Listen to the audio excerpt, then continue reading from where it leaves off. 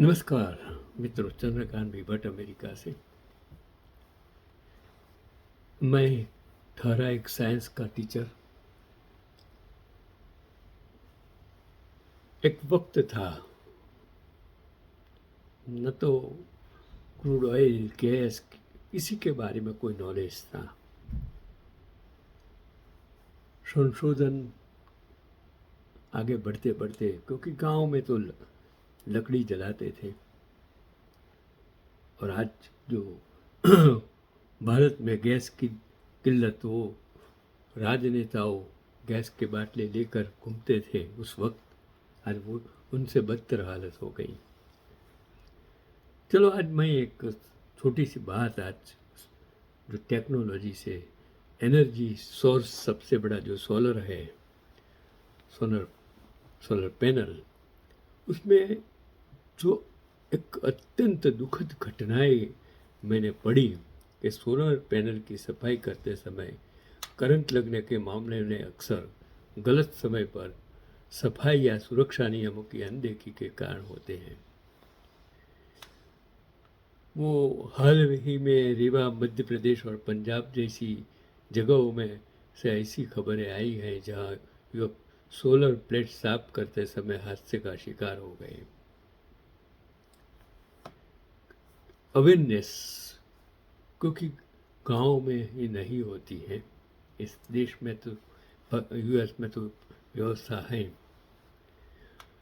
तो उसके जो करंट लगने के कारण क्या है वो आपको समझना पड़ेगा। कि सीधी धूप में आप सफाई करेंगे कि दिन के समय जब सूरज की रोशनी तेज होती है तो सोलर पैनल पूरी क्षमता से बिजली बना रहे होते हैं, और गीला कपड़ा या पानी बिजली के लिए सुचालक कंडक्टर का काम करता है, जिससे करंट लगने का खतरा बढ़ जाता है। इसके लिए कभी दोपहर को धूप में और गीला कपड़े लेकर साफ मत कीजिए। कभी दोषपूर्ण वायरिंग या लीकेज की वजह से अगर सोलर प्लेट की वायरिंग कटी हुई हो या पैनल में कोई दरार, क्रैक हो, तो पानी के संपर्क में आते ही फ्रेम में करंट उतर जाता है और आपको शायद शारीरिक नुकसान हो सकता है।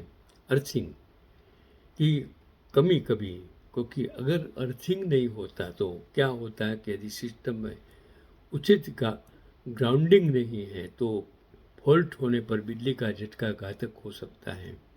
जैसे बिजली होती है तो ये अपने हर घरों पर वो त्रिशूल आकार का ये लगाया जाता है जो बिजली जमीन में उतर जाए, और वायरिंग अर्थिंग करते हैं।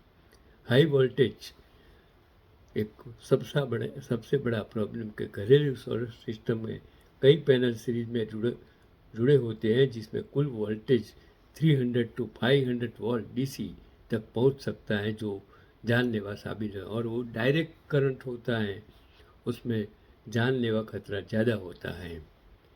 तो आपको क्या करना चाहिए कि भविष्य में ऐसे हादसों से बचने के लिए आपको पूरे नियमों का पालन करना चाहिए कि सही समय का चुनाव होना जरूरी है। सोलर पैनल सफाई केवल सुबह जल्दी सूर्योदय से पहले या शाम सूर्यास्त के बाद करें, जब पैनल बिजली पैदा नहीं कर रहे हो और ठंडे हो।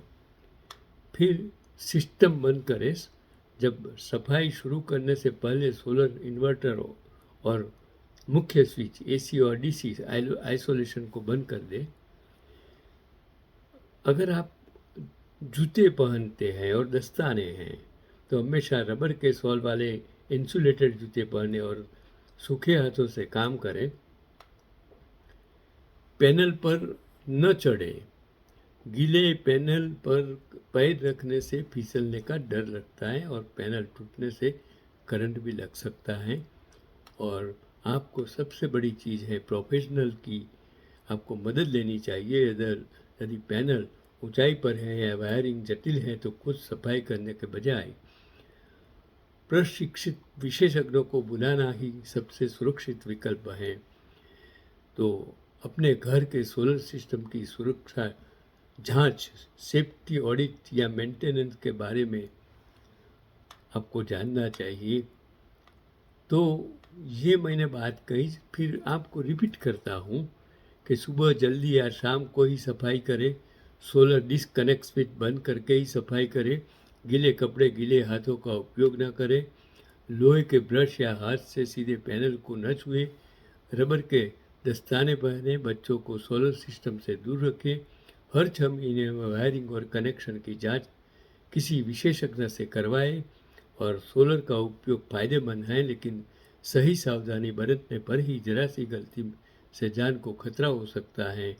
वो ज़्यादातर किसानों और सोलर उपयोगकर्ताओं से मेरी नम्र अपील है कि मैंने जो बताया वो आपको समझना चाहिए।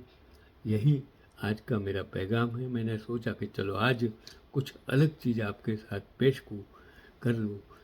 यही आज का मेरा पैगाम है।